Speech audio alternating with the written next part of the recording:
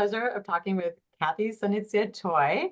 Cathy is an award-winning Asian American historian and professor of ethnic studies at the University of California, Berkeley.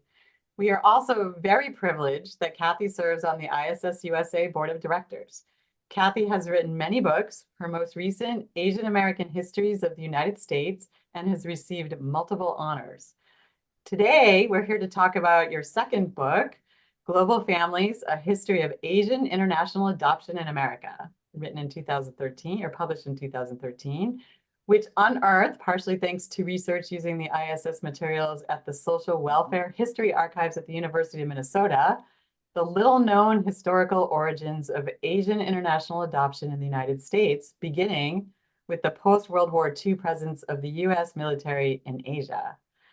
So, what first inspired you to begin your research, which would later become Global Families?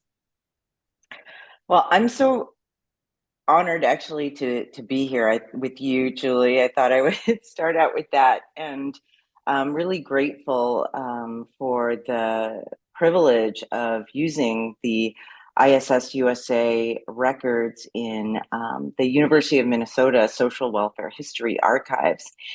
And I became interested in this topic of the history of Asian international adoption because my PhD is in history. I specialize in Asian American history. And my first tenure track position was in the Department of American Studies at the University of Minnesota Twin Cities. And one of the reasons why they hired me was to teach courses in Asian American history in that department. And one of the things that I observed right away about living and working in Minnesota was that the Asian American demographics of the state were quite distinctive and different from California, where I had received my PhD, or New York, where I was born and grew up. And so many of my students were specifically Korean adoptees who had come of age and were taking courses in Asian American history and Asian American studies for the first time, and some for the first time in my classroom. And they wanted to know, where and when does the history of Asian American adoptees enter in Asian American history? And this was an excellent question. And it was one that I, at that point in time, in the late 1990s, didn't have a straightforward answer, because our field of Asian American history is still relatively young in terms of an academic field. And so much of that history had focused on some of the largest migrations, whether Chinese or Japanese, especially to the West Coast in the second half of the 19th century. And so I'm a perpetual learner. That's part of the reason why I'm in academia. And one of the things I really value about our field of Asian American studies is that it values being relevant to the communities in which we live and serve.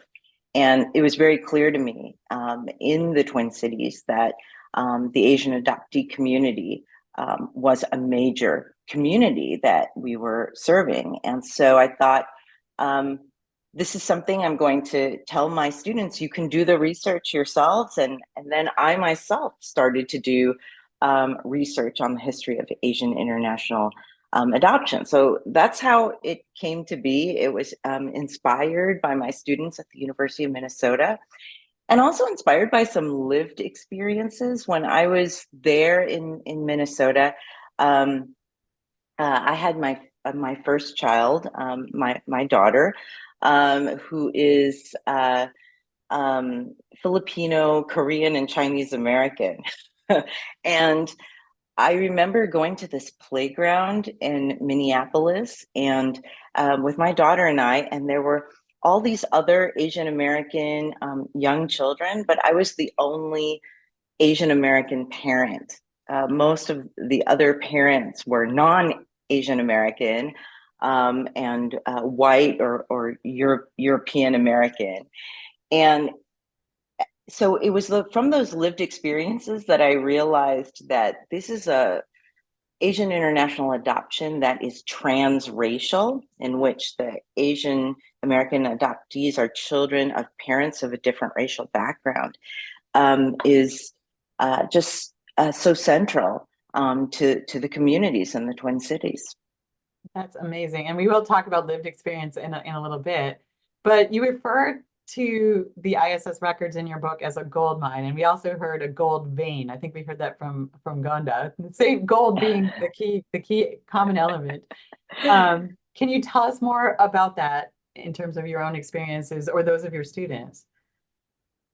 Well, the reason why I call it a gold mine, it gets to that metaphor of confronting an archive that is so plentiful and rich that you have to mine it in order to understand the historical context and what is going on in terms of, in this case, their organizational records. So what's going on in terms of the organization?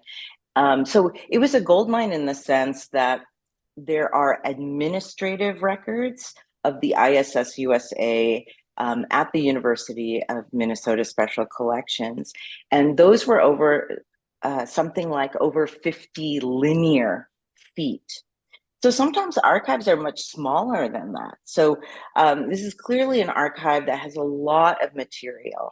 The other part of the ISS USA archive are case records and then case record indexes. And those were the records that, Julie, I contacted you, and I had to go through the protocol of asking permission to use them, and then also following the guidelines to protect issues of privacy, for example. And those records are even larger, in terms of linear feet. So there is a lot of material to go through.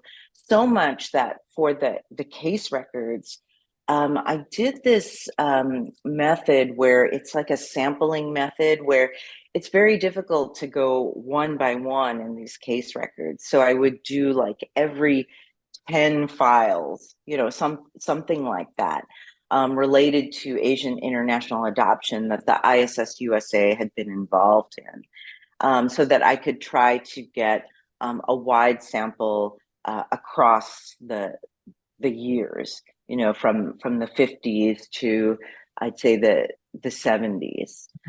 So it's large, and then the records themselves are just so rich qualitatively. It's not just quantitative. It's each case record, especially.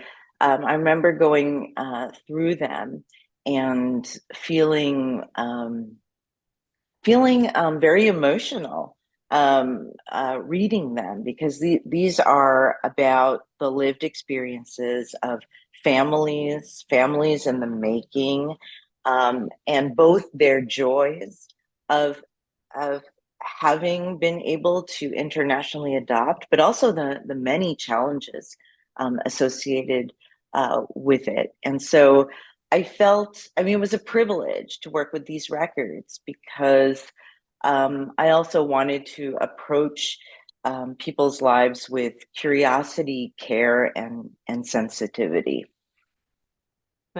That's well said. And I felt the same way when I went through and read some of these things. It's just you're almost amongst ghosts.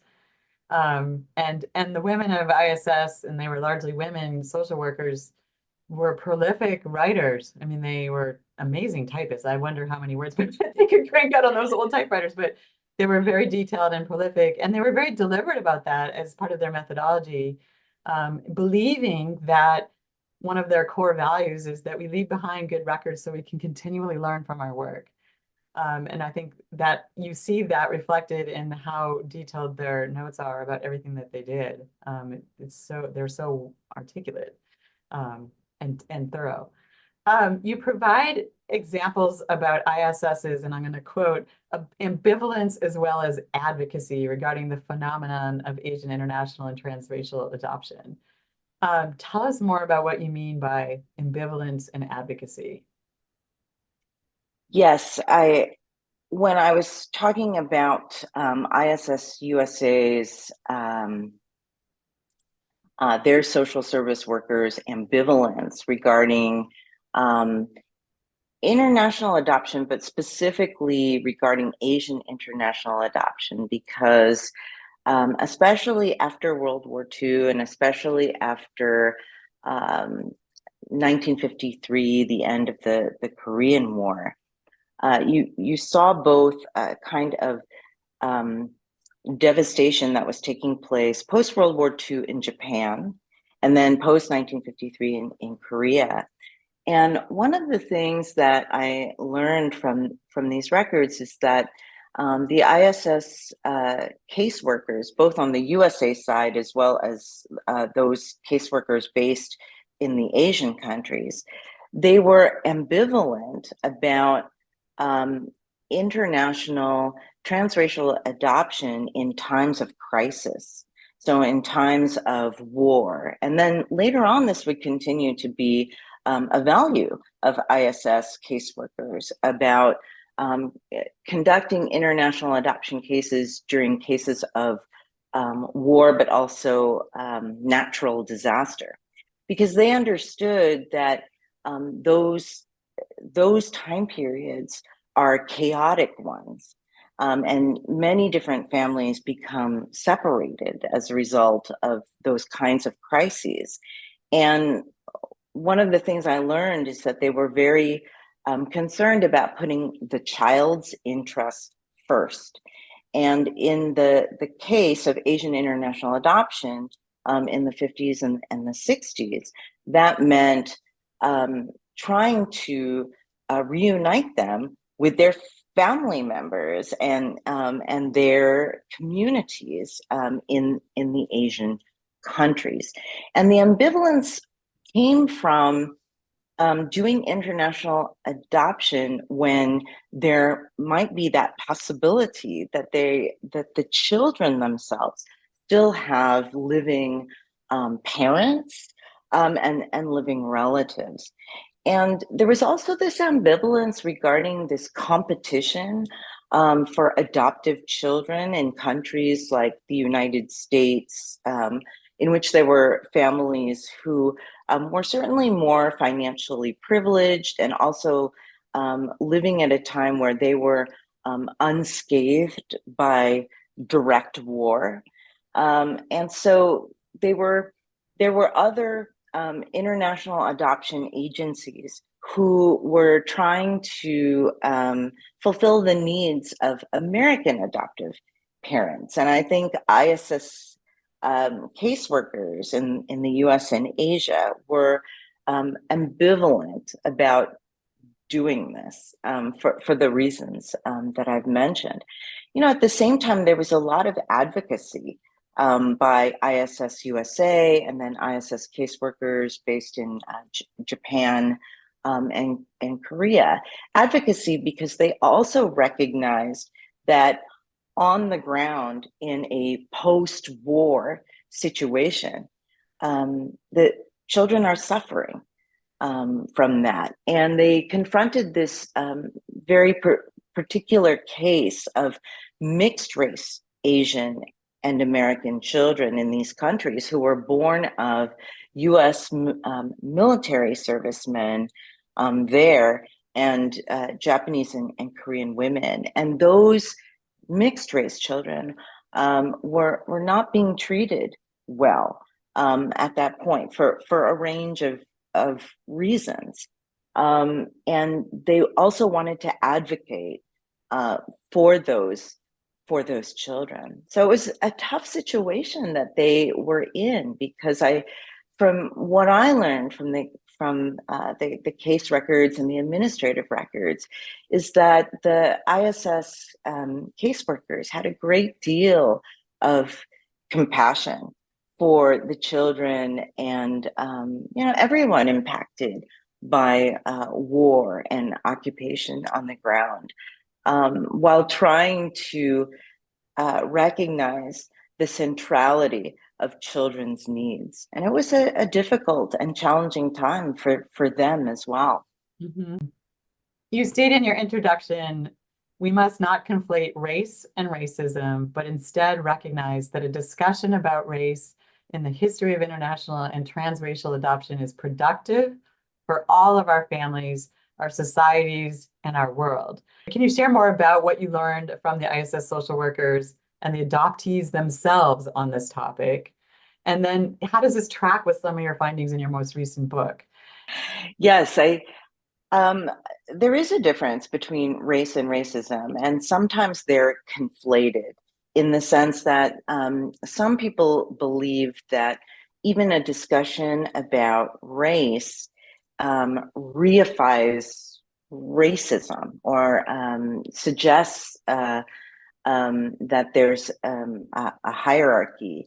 And there's another perspective to this in terms of race not being a biological category, but being a social category of analysis that is important for all of us, for scholars like myself, but also for social workers to recognize that is distinct from the discriminatory hierarchical practices of racism, that these are not the same. And I have learned this from my training as a historian and also as an ethnic studies scholar. Race as a category of analysis is very important to us to learn about and understand inequality more deeply.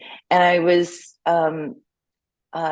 pleased to also see this among ISS caseworkers in the records. So most of the Asian international adoption conducted by the ISS USA and other adoption agencies in the United States from the 50s through at least the 70s were also transracial, so that these children were not only crossing national borders in their adoption, but they were also crossing a racial ones, to the extent that they had a particular racial background and then the adoptive parents would have a different racial background. And in the ISS USA case records, the caseworkers were sensitive to this. And so one example that I remember was they were concerned that some of the Asian adoptive children would be living in communities that were very homogeneous racially, and that the child might be the only person of color, let alone person of Asian background in this American community. And they wanted to know how were the parents and the community going to deal with this. And this was incredibly prescient, so they were not just looking, of course, they were looking at things like the financial background, the home life and all of that with potential adoptive parents in the United States. But they were also very transparent and straightforward that there are also going to be potentially racial issues, and how are you as a family and the community going to handle that? And compared to, I think, some of the adoptees' experiences, having been adopted by private adoption agencies who didn't necessarily take race as a category of analysis into account, and later on, when these Asian adoptees, especially Korean adoptees, who were the most numerous in terms of this history, when they came of age, would write about their experiences, about how challenging it was that race was not discussed. And so they would experience issues of racism, racist microaggressions, because it wasn't dealt with in a direct way that acknowledged that part of their background and identity. So I thought this was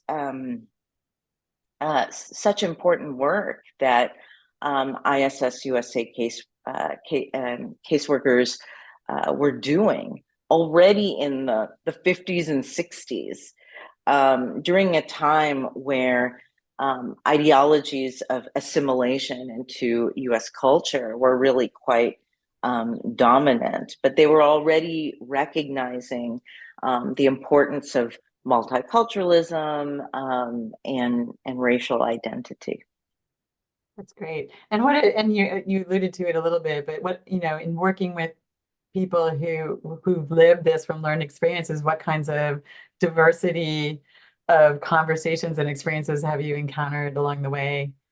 Yes, yeah. Thanks so much for bringing that as a follow up. I mean, all archival collections have limitations. So the ISS USA administrative and case records are voluminous and incredibly rich. But one of the things that's limited is that it didn't necessarily follow the adoptive children after they had grown up and become adults themselves. And um, one of the things that's so important to remember, which you have reminded me of, is that these children grow up. They're not forever children.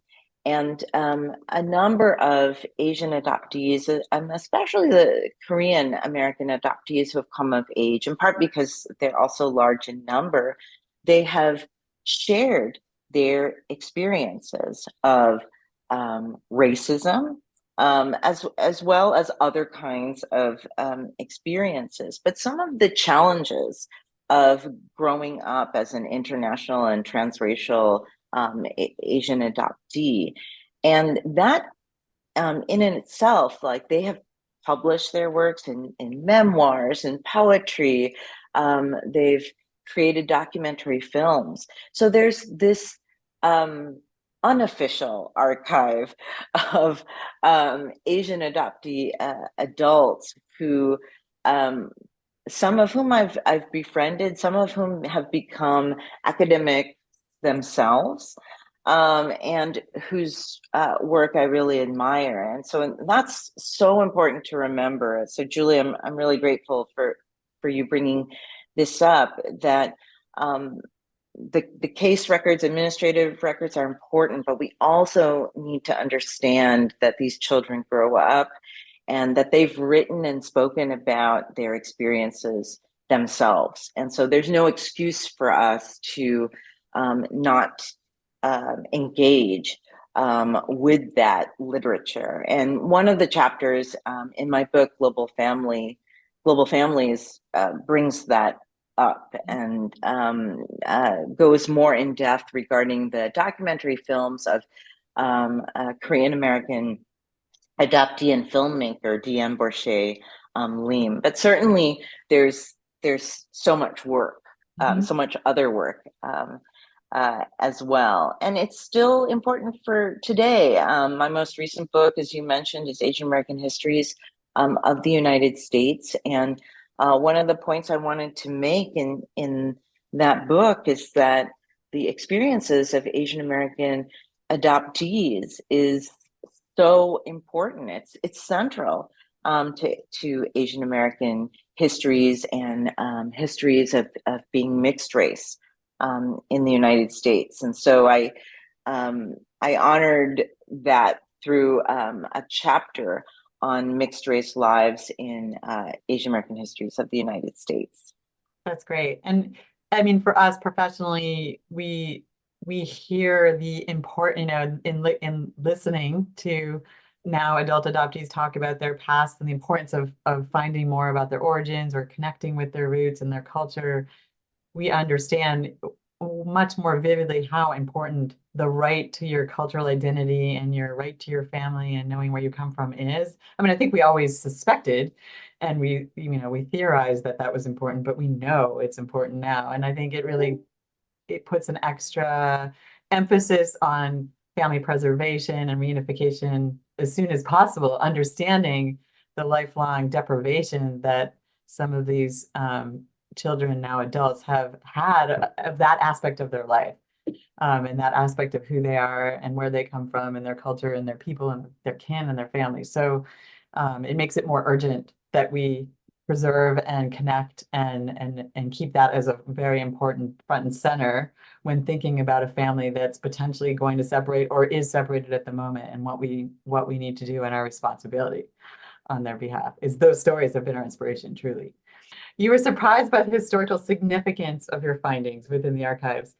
But Linnea, you asked Linnea Anderson about the lack of public knowledge about the work of ISS USA. And I don't know if you remember what she told you, but do you remember what she said in response? Yes, I remember. Actually, I did write about this. It is in my book, Global Families. Yeah, so please share. Please share that, because it's a question we get all the time. Why don't we know about you? That's right. So at the end of chapter 2, which was about the Hong Kong project, and this project that the ISS USA had created and was very much involved with to resettle Chinese refugee children from Hong Kong in the US. And at the end of that chapter, I mentioned this story with archivist Linnea Anderson. Why is it that people don't know as much about the ISS USA, and instead we know about other adoption agencies and their work? And she said, well, it wasn't sexy work. It wasn't sexy work what the ISS USA caseworkers and the ISS workers based in Asia were doing. And I thought that was an excellent point. And I interpret like what she means by that is that the ISS USA caseworkers were invested in putting the child first. And that was true of the ISS workers based in Asia as well. And they also, as we had talked about earlier, were really ambivalent about doing these kinds of international adoption placements in times of war and other crises. And as a result of that, they were careful. And they wanted to do their due diligence in terms of doing case studies, home studies of the potential adoptive parents in the United States, and making sure they understood about, I mean, this is an international case, it's a transracial case, as well as caseworkers in the Asian countries also wanted to make sure that are there other relatives on the ground, and what is the best way to serve the child. And as a result of this kind of care and caution, it was time consuming. It could be bureaucratic. People could be ambivalent and disagree. And that's not sexy in a time of where US media, especially newspaper reports, they would publicize, here's a group of poor Korean adoptees, and they're so happy to be in the United States, and here are their American parents, and they bond immediately. And that kind of joy, that kind of fast tracking of adoption is very appealing.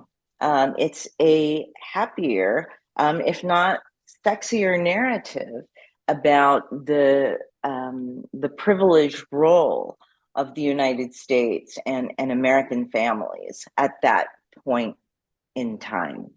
So that's how I interpret it. I think people knew about other international adoption agencies of that time, like the Holt Adoption Program and also the Pearl Buck Welcome House, in part because so much more publicity went to those agencies that often did their adoptions in a much more timely or faster track. Any Are you willing to share any thoughts about what you have next in terms of projects or ideas of in this work that you think should be explored in more detail? I am working on two book projects at the moment. One has to do with uh, women's history and histories of women in the sciences. And so, just briefly, I'm working on a biography of this woman named Maria Arosa, who's from the Philippines, and became a food scientist. And she is most well known for inventing a condiment called banana ketchup, I've heard of which is oh, that. good. I'm so glad you heard it. It's Yeah. delicious and it's a lot of fun. But she was also, I mean, a war heroine and a humanitarian. And so I'm excited to write a biography about her. But the other book project I'm working on, which I think is more relevant to our conversation, is a book about um, myths about Asian Americans.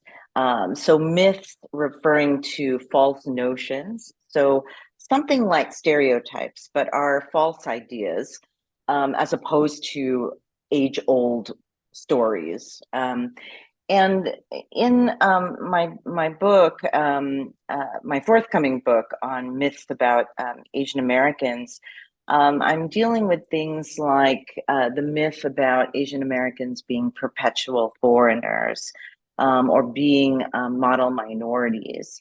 And this directly relates to Asian American adoptees because they have confronted um, uh, many of these false notions. And this is why it's important to confront race and racial identity and background with people, because it's not just a stereotype, it's or a myth, it's also a lived experience. And we've just been coming out of this COVID-19 pandemic. And we know that not so long ago, Asian Americans were being targeted and racialized as disease carriers, and as virus carriers. And so this this idea of racial myth and stereotype is still very much with us. And so my hope is that moving forward, similar to what I think the ISS and ISS USA specifically was trying to do regarding international transracial adoption, beginning in the 1950s, is that we also have to think about not just the present, but also the future and futures that we want in our world, and to be able to recognize racial identity as important cultural identity, and to know that so many of these stereotypes and myths are just wrong and cause harm to people's lives, is something we need to keep studying and learning in the 21st century. Thanks for those great and inspiring topics, and I can't wait to read your next several books. And I know I'll be inspired. And then someday someone has to go back and tell the full history of ISS. I mean, it stops in with Ruth Larnard's account in the, I think she goes as far as 45 or 50, but we have a whole interesting from the 50s on that's a story that needs to be told in a lot more detail. I couldn't agree with you more, Julie. I mean, the history of the ISS, the history of the ISS USA, are living histories, and continuing to this very day. But thank you for inviting me to have this conversation with you. It's been such a Yeah, pleasure to be here. thank you for doing what you do, for sharing it with us, and for your ongoing passion to continue the conversation in a wide variety of ways.